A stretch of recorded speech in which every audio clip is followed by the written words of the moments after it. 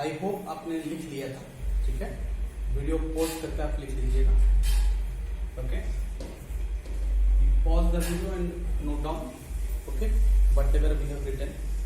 तो हम लिखेंगे कि W is equal to the work done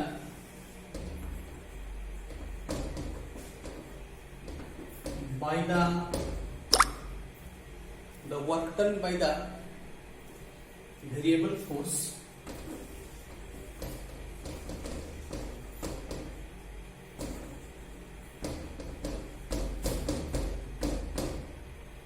f of x, the work done by the variable force f of x,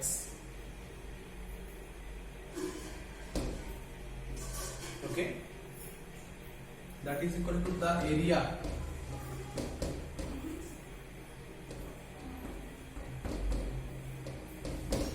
enclosed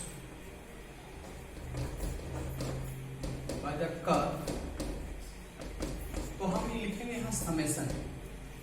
summation मतलब इसका area पूरा area को कैलकुलेट करने के लिए हम समेसन कर रहे हैं। एक ब्लॉक का एरिया क्या है? एक ब्लॉक का एरिया है f of x into delta x, i हम लेते हैं, ठीक है। मतलब n इज इक्वल टू 1 से लेके मान लेते हैं कि n is equal to i is equal to n तक हमने मान लेते हैं इसको 10 ब्लॉक में डिवाइड किया है। तो इसका मतलब है कि i is equal to 1 to n। तो अगर 10 ब्लॉक में हम डिवाइड किए हैं तो n 10 तक जाएगा, ठीक है। तो ये समेसन है। समेसन इसका मतलब क्या हुआ? देखिए, इसको अगर इस समेसन को हम एक्सपांड करेंगे तो इसका मतलब है कि f1 fi है ये, तो f1 f of x into delta x1 i is equal to 1 put करेंगे, तो i is equal to 1 put करेंगे तो डेल्टा x1 मतलब ये पहला ब्लॉक का एरिया हुआ, ठीक है। ये समेसन का मतलब है प्लस f2 सपोज से, तो f1 f2 तो नहीं लिखेंगे, वेरिएबल फोर्स है, ये f of x है, तो ये f of x भी सिंपल आप लिख सकते हैं f of x, ठीक है, इंटू डेल्टा x2, तो ये दूसरा ब्लॉक का एरिया, प्लस इसी तरह से डॉट डॉट डॉट लास्ट तक कितना f of x delta x to the power n। अगर आपने इसको 100 ब्लॉक्स में डिवाइड किया है तो ये इस तरह से 100 समेसन होगा। 10 ब्लॉक्स में इस तरह से डिवाइड करके आप ऐड कर रहे हैं तो इस तरह से 10 एरिया को ऐड करेंगे आप। तो कहने का मतलब है कि इसका एरिया प्लस इसका एरिया प्लस इसका एरिया, सब एरिया को आपने ऐड कर दिया। तो to find out the total area enclosed by the curve, area calculate करेंगे तो वर्क डन आ जाएगा। एरिया कैलकुलेट करेंगे तो क्या आ जाएगा? वर्क डन आ जाएगा, ठीक है। तो इस कंडीशन को देखिए, इसको हम ऐसे लिखते हैं, and I will just rub it, you note down this. तो ये समेसन को एक लिखने का भी और एक तरीका हो सकता है, ठीक है। ये समेसन को हम ऐसे लिख सकते हैं, when this summation, when this is limiting towards delta x tends to 0, ठीक है। अगर डेल्टा x 0 है तब ये हो जाएगा W total work done, okay. Delta x tends to 0, okay, summation f of x delta x, okay. तो i is equal to 1 to n, i is equal to 1 to n, okay. ये under limiting condition delta x tends to 0, okay, this delta x becomes dx। This delta x limited function आप याद कीजिए, differentiation आप याद कीजिए, ठीक है। तब क्या होगा? देखिए, तब क्या होगा कि rubbing this part, then this w is equal to, simply अगर हम इस समेसन को एक मैथमेटिकल फॉर्म में लिखना चाहेंगे तो इंटीग्रेशन xi टू xf, इसको इंटीग्रेशन का लोअर लिमिट कहते हैं। x इज इक्वल टू जो 2 मीटर में बता रहा था, जो xi है, और कितना तक मूव किया है? फाइनल पोजीशन, ठीक है। और ये f of x, क्योंकि लिमिटिंग कंडीशन हमने डेल्टा x टेंड्स टू 0 दिया है, delta x becomes dx। This is what we calculate work done by a variable force। तो इसमें अगर वेरिएबल फोर्स दिया है, हम उसको वो वेरिएबल के साथ इंटीग्रेट करेंगे। अगर डेफिनेट इंटीग्रल है तो लोअर लिमिट दिया होगा, अपर लिमिट दिया होगा, उस लिमिटिंग कंडीशन को डाल के एक हम फोर्स इनटू डिस्प्लेसमेंट किए, कहीं ना कहीं ये dx डिस्प्लेसमेंट है, कहीं ना कहीं ये एफ ऑफ एक्स फोर्स है, तो ये प्रोडक्ट हो गया, वर्क डन हो गया। तो we are just integrating to calculate the work done by a variable force. ठीक है, यहाँ पे लिख सकते हैं, इसको एक ब्लॉक बना दीजिए। Okay, this is the work done, this is the, इसको मैं मिटाऊं, लिख लीजिए summation i is equal to 1 to n f of x delta x i।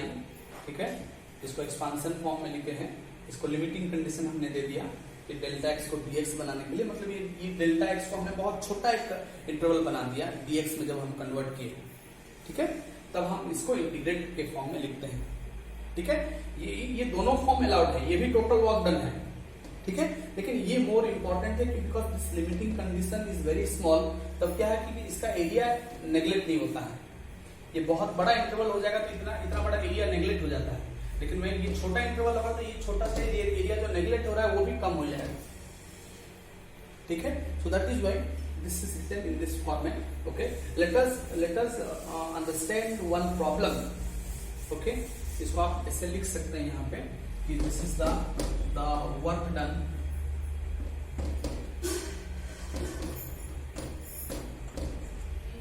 by the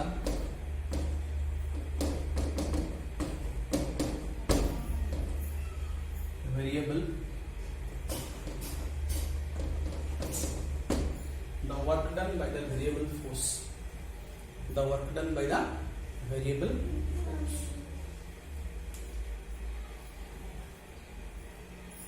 ठीक है, आप लिख लीजिए। एक एग्जाम्पल हम डील करते हैं।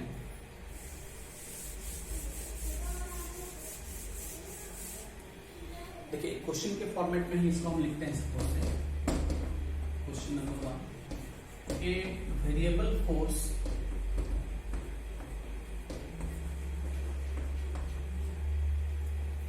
Okay, a variable force f of x, okay, f of x equal to 3x square plus 10x,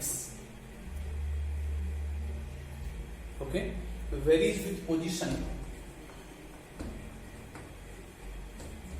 varies with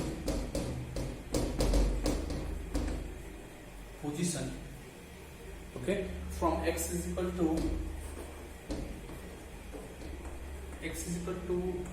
2 metre, 2 metre से स्टार्ट लिया है object, okay, two x is equal to 8 metre, final position 8 metre है। x is equal to 2 meter to x is equal to 8 meter. Calculate the work done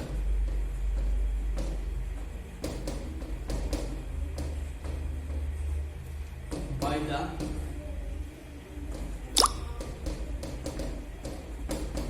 variable force. Calculate the work done by the variable force। देखिए ये problem है। ठीक है, formula क्या है देखिए, we have, answer भी लिखिएगा, वी नो दैट, और we have W is equal to work done, W is equal to work done integration, okay, f of x dx xi to xf, just अभी हमने derive किया, limiting from xi to xf, f of x dx, work done का formula. ठीक है, और यहाँ पे हमको f ऑफ x दिया हुआ है 3x square plus 10x, okay, और बॉडी का मूवमेंट कहां से कहां तक दिया हुआ है, बॉडी का मूवमेंट 2 मीटर से 8 मीटर तक का दिया हुआ है। उस दौरान ये फोर्स वेरी किया है, चेंज हुआ है, वेरी मतलब चेंज हुआ है। ठीक है, मैं मिटाऊं, ओके, इस पार्ट को मैं मिटाता हूं, आप लोग लिख लीजिए प्रॉब्लम को, just note down this problem.